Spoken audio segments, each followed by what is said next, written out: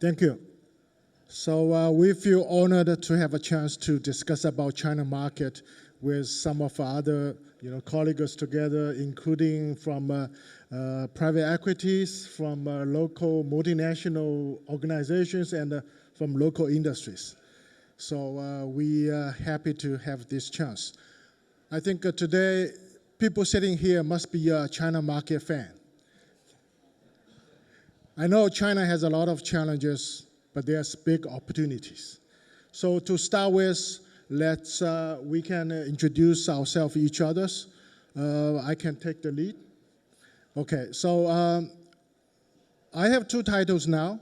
The first one is the partner of Mednovation.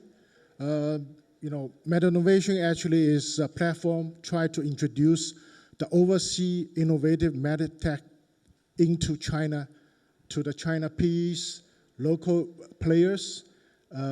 That's what we do. My second title is the non-executive director for HDDK Medical.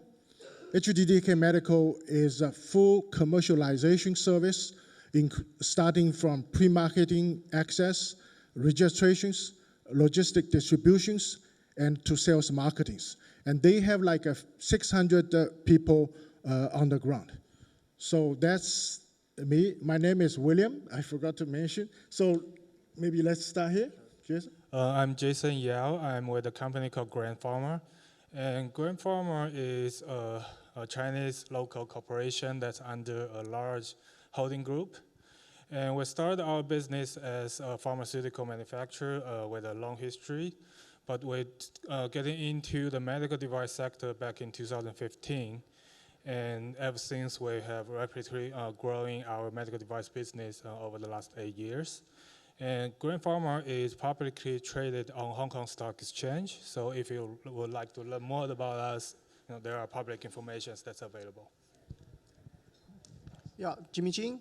I'm from Becton Dickinson, China. Becton Dickinson is a top 5 medical medtech company in the world. We are the companies in China for all the Becton Dickinson business.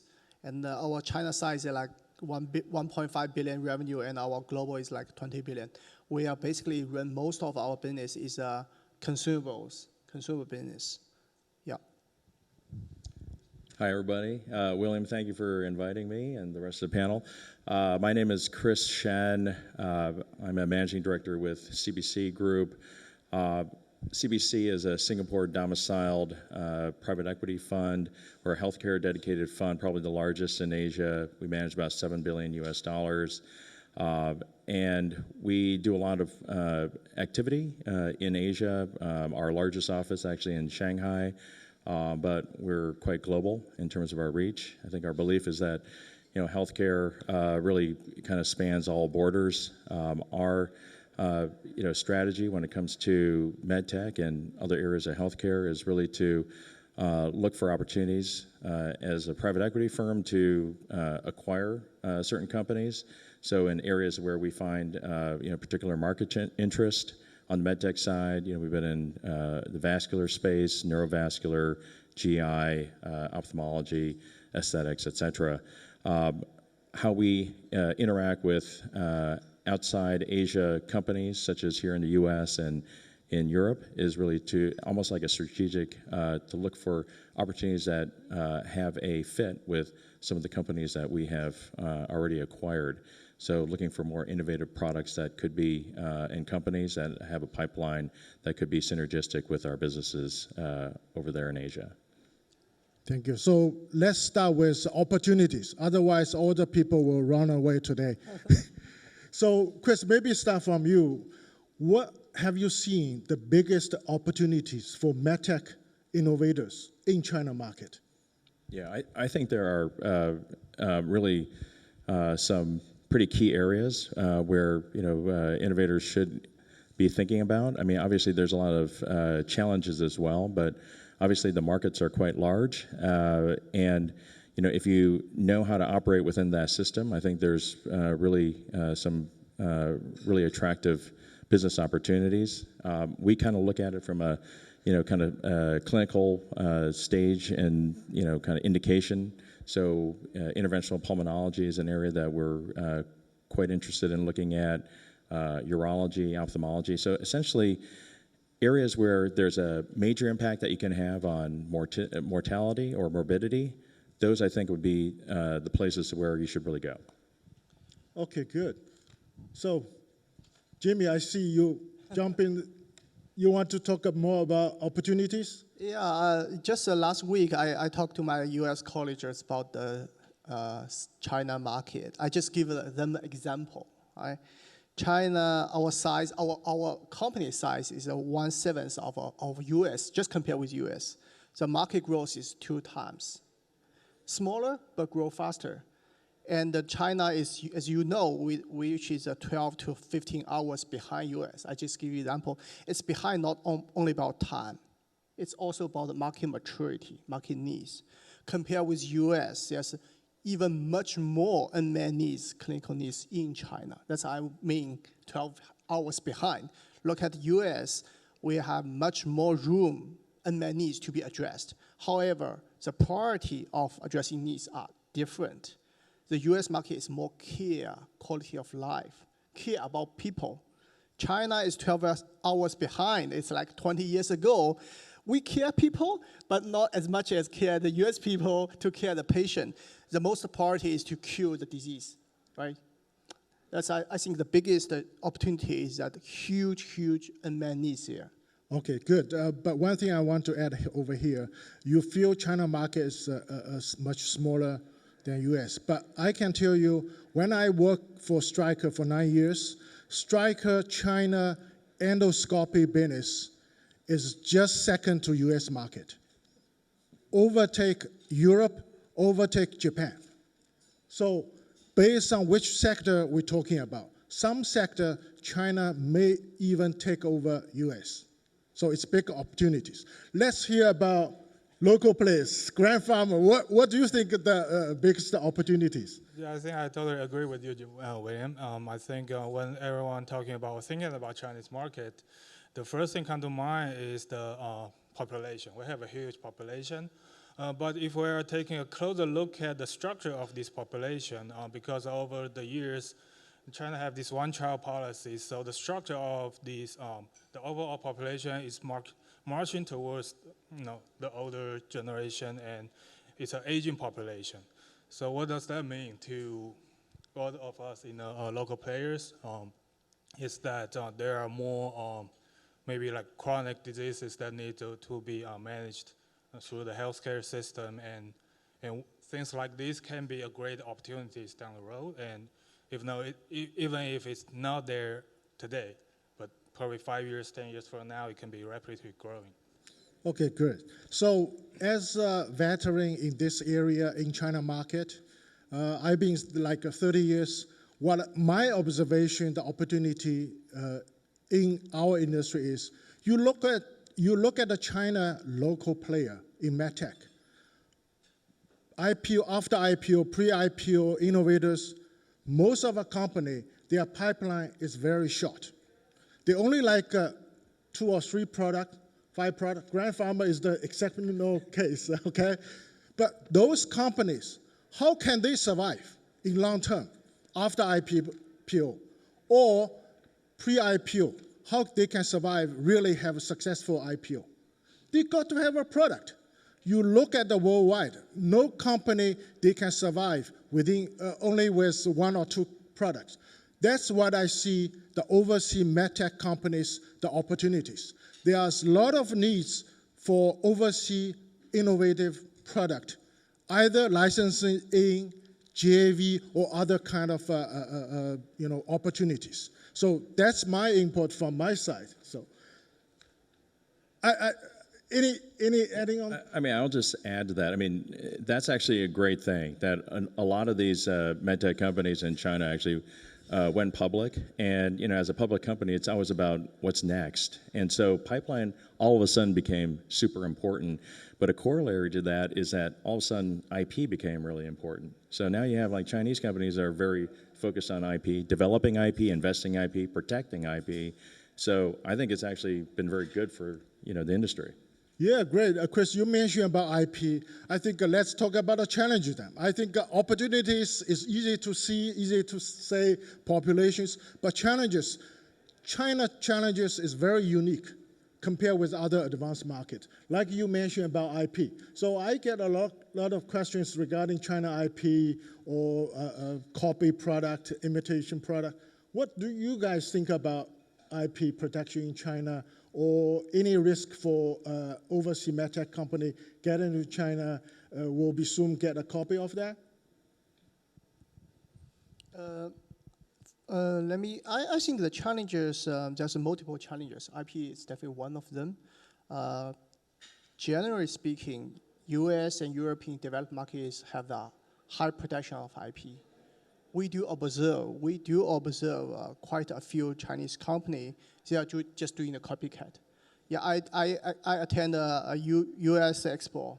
I go to Europe and see the exhibition. I see your products, I can make it in half a year for the product. Yeah. IP protection is the problem. We also see that Chinese companies sell the products to US and there's a lawsuit. Because you sell in China, it's hard to catch you, right? If you sell to US, you will get a ticket, right? That's I think. But the second challenge I will say that it's also in commercialization. How you commercialize, how you register, it's different. China is not as same as the US. The environmental, especially the government regulation, the market. I will say IP is one thing, but how you make commercial success will be the second challenge.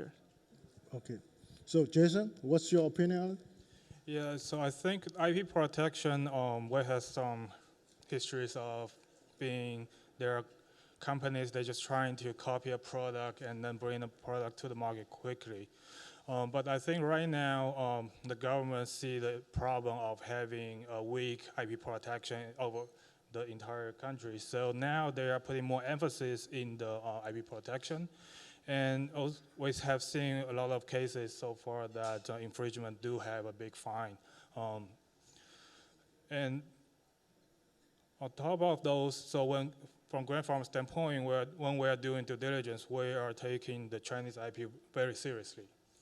So not only the US IP, European IPs, we also want to make sure that you have a good IP protection within China.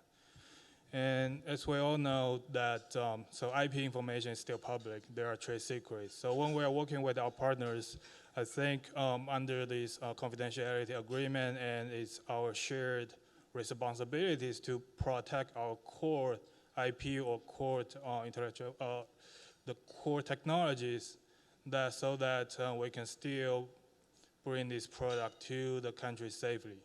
So I think that's my comment for the IP. And Jimmy commented about the regulation challenges, and NMPA is very different than FDA or CE regulators.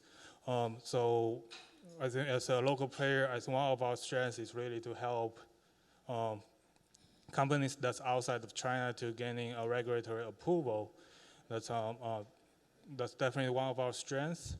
And I think a newer challenge that's just coming in the recent years is volume-based procurement.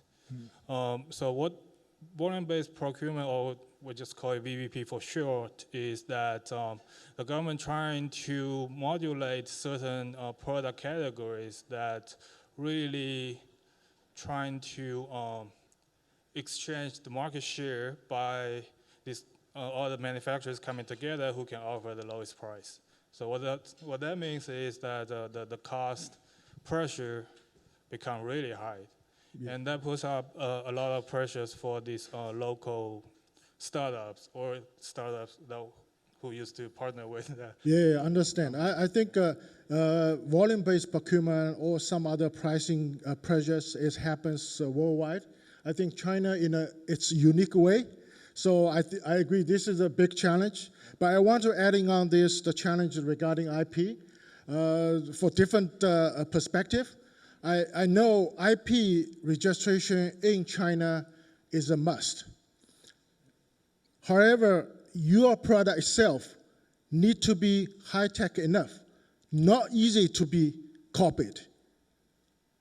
Secondly, when you have a joint venture or local partner in China, I suggest you to find a reliable, trustworthy, or at least you control the major component or major technology of your product. That's what I want to say. Yeah, I would agree with that. We are always evaluating a lot of the fundamental technology of a company. If it has like an electronics component or some type of algorithm-based component to the technology, that's very hard to reverse engineer. So that's always a good thing. If there's a specific type of manufacturing process that is a trade secret, difficult to do, that's also a good thing. But fundamentally, we always ask: is there IP in China? Have you actually filed? It's funny. I mean, there's public companies now that we've talked to that have not filed any IP in China, and it can be pretty tough sometimes. But I would say another piece of this that's very important is never underestimate how fast a market shifts in China. So you have a huge competitive advantage if you are first to market with an innovative product, and you basically set the rules for clinical trial, for what the hurdle would be, endpoints, et cetera, right? So you got to be in the game in order to have a chance to win. But you will have a much better chance if you are in that, if you're, at the beginning and the front of the line. If you're, coming into the market late, or you decide, hey, I'll be there in 2-3 years, you're going to be at a severe disadvantage, I think. So just keep that in mind. Thank you. So today's panelists, I think we all from different perspectives. So, and our audience are mainly from innovators. So my question will be, what are you looking for as a player in China? PE firm investors, multinational local organizations, local players, you're definitely looking for investment or collaboration or licensing in or acquisitions. For medtech innovators, what are you looking for? What type of innovators are you looking for or you prefer? You need to think about it. I never tell you I'm going to ask you this question. I can start first. So we do have our screening criteria. But let me summarize the external version. I cannot tell the internal version. Okay. But external version, very simple. We are looking at a big disease, a lot of patients, right, in China market, number one. Number two, the medtech companies, the innovators, solve a particular problem in that disease. Solve problem, a specific problem, not all the problems. You just sell one problem. Third one, you do significantly better than the current solution. You address the unmet needs. This is 3 criteria. Big disease, big portion of a patient pool. You solve a particular problem, a specific problem. We don't expect you solve all the problem in disease. Just solve one problem. But you solve it very smartly, very significantly better. We are not drugs, but you first class. But I don't think you need to at least be much better than current solution. You address a particularly unmet clinical needs. This is 3 criteria we are looking for. Any comment? So if we're looking at this more specifically, that I think one thing that could have a great potential is the combination product, right? So the drug device combination, or the products that combine or collaborate between the drugs and the devices. And this kind of treatment have certain advantages, especially like cancer treatment or cardiovascular treatments. And so, well, the regulatory requirements might be different between the drug and the devices, but how to manage this effectively, that could be a great way to get into the market. And so from Grand Pharma standpoint, we are closely looking or study or observe these new upcoming therapies. For example, we're like digital therapeutics, robotics, AIs. We're kind of looking at those, but we don't have any investment in these areas yet.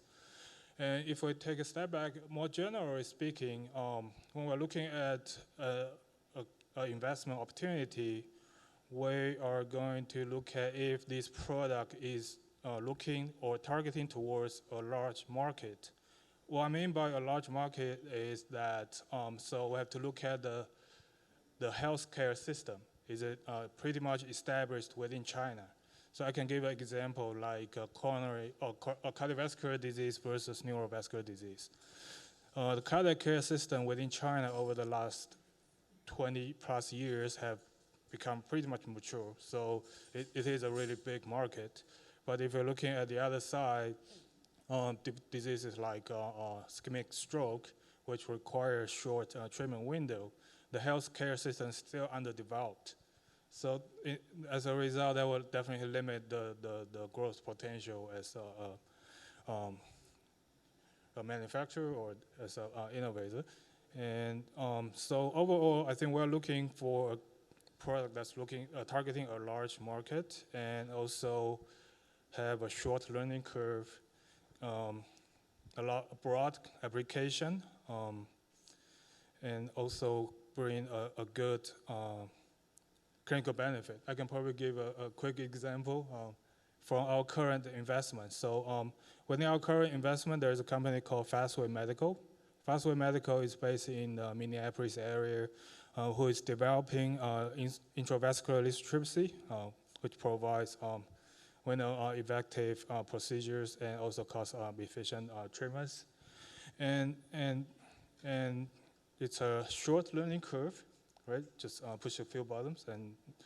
And also from what we have learned from Shockwave Medical, the clinical outcome of IVL treatment is pretty promising, that it doesn't really damage the endothelium as verified by OCT, so that will allow the physician to have an option to treat the lesion with products like a drug-coated balloon and then manage the patient medically. They don't really need to put a stent in, right? So that also brings a great benefit to the patient. Yeah, sure, thanks.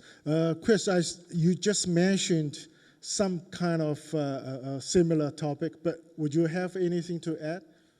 Yeah, just very quickly. I think from an investor perspective, I think it all comes down to people. I mean, it sounds like a very, kind of, shop-worn phrase, but either from, companies that we acquire, in Asia or, potential U.S. or European company partners, these, trying to bridge any type of technology over to a different market requires a lot of coordination, and you have to have people who have the right type of attitude to work together. You can't throw it over the fence. Never works that way. The other thing I would just mention is just, I think related to, what we were just talking about in terms of the market size. Oftentimes you can, competition in the market, and being able to, work well even in your space can be very good by itself. I mean, because you may have a lot of competitors, but you may not even, the market is so large, you might not even encounter your competitors in some of these different provinces, et cetera. So I keep that in mind. Last thing I think is, which is, I think is kind of interesting too, is, we struggle oftentimes with, multinationals trying to sell products as imports into China.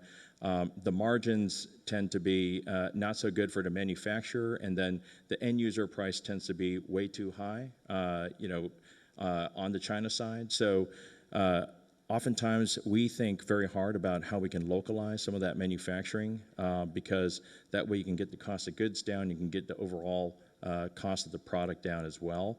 And that's very important. You can have a great product, but if it's too expensive, it's not going to be adopted well. Yeah, Chris, be careful, because the six next to you is from multinational. Okay, so I just adding on that, all the overseas medtech company, they want to get into China. What are the preferred collaboration models in your experience, what are your preferred collaboration models? Any examples? I can share a real example, not prefer one, but I think it's relevant. Last year, we acquired a UK company. It's a UK very innovative company. They also have a distributor in China. So they registered in, not FDA CE, they registered in China by themselves. But they hire a professional distributor who distributes 10 brands. So they are very specialized distributor, but they only do distribution. They are doing the sales job. So we acquired the UK company after several rounds, and we say, yes, we want the BD, want sell your products in China. The UK company told us, yes, you can, because based on the contract, as long as our control share has been changed, the distribution contract will expire. You will have no issue to take over the distribution rights. And when we made the acquisition, the Chinese distributor said, no, you cannot. Although I agreed, I signed the contract, but you cannot take away the baby from me. It's very funny. So as I think William, the moderator said, the reliable, trustable, integrated partner is very important. If you connect with someone, even through your friends, okay, someone you know, but these people, they are relatively small company. They're carrying multiple brands, not just very small, very specialized, but they only do distribution. Okay, they do not care about their reputation. They don't respect the contract. They don't respect the law, right? Yeah. So they only care about the money. Distributors only care about, so Mr. UK, Mr. BD, give me money. Otherwise, I will not agree. Yeah, I give you another real example. Neurovascular side, microvention. When they small in China, they find the similar, distributors, and then they have exactly the same issues. And then finally, they came over to HDDK Medical. We're helping them to the law case, and then solve all the problems. So let's go back again. So I think collaboration is initial collaboration is pretty important. So any other?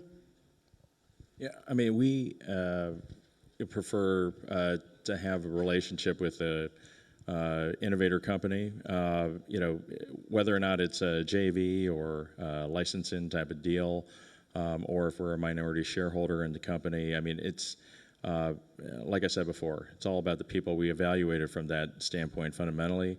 I think that, for advice out to the audience here, I think, you as, the management team have to think very hard about, how much you want to be involved, how much time, how much resource you really want to, invest into a market like China. It's very vast market. It's very complicated. It's even complicated for people on the ground there.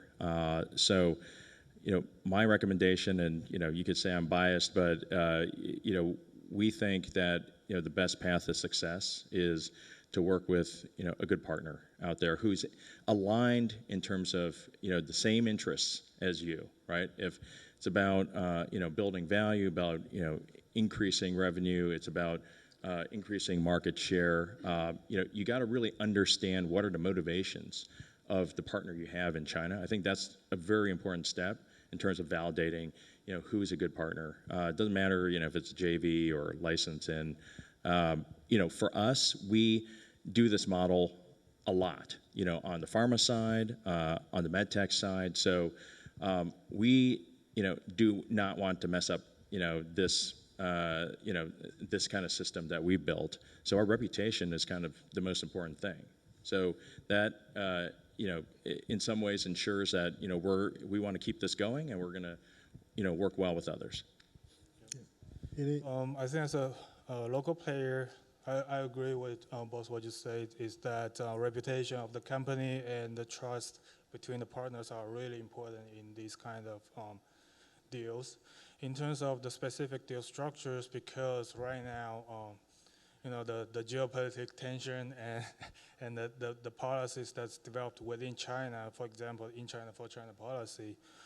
So for Grand Pharma, we're kind of moving away from simply just licensing in the technology. We're more moving towards technology transfer.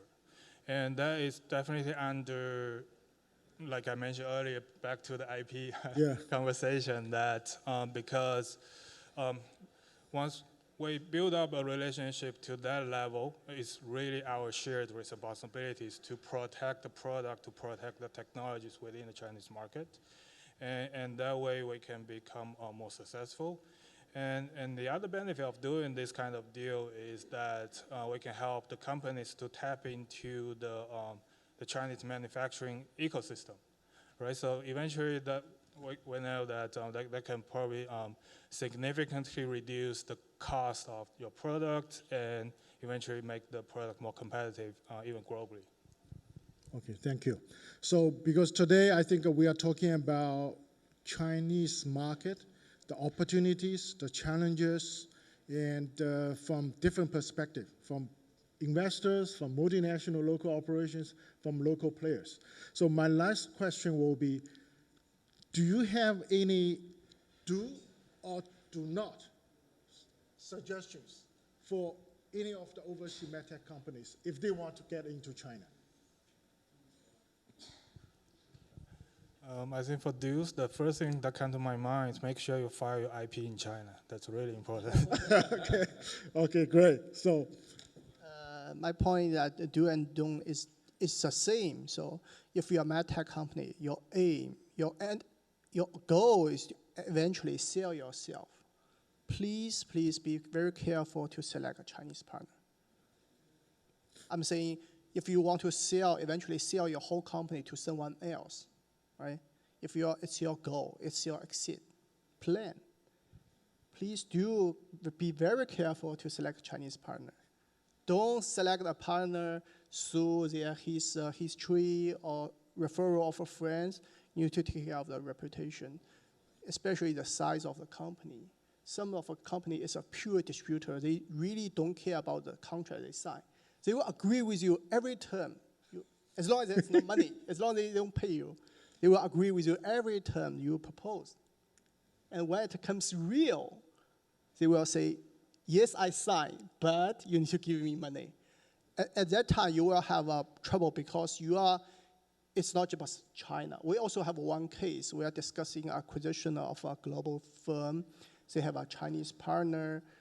We stuck in a Chinese deal because our China team say, if you deal out of China, there's no deal, right?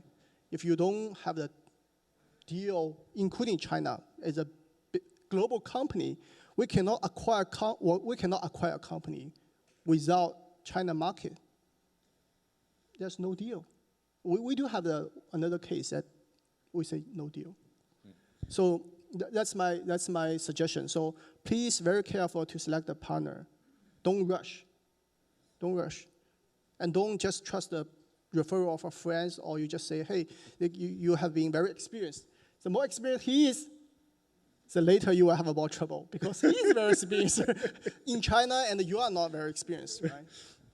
I mean, I think that's like, any partner you have anywhere in the world, right? I mean, if you pick a, venture investor and you don't properly diligence that partner or the firm, you don't know how they act. I mean, they give you money now, but they put super onerous terms as soon as things go bad. I mean, these things can happen. So, you always have to do your diligence on these types of things.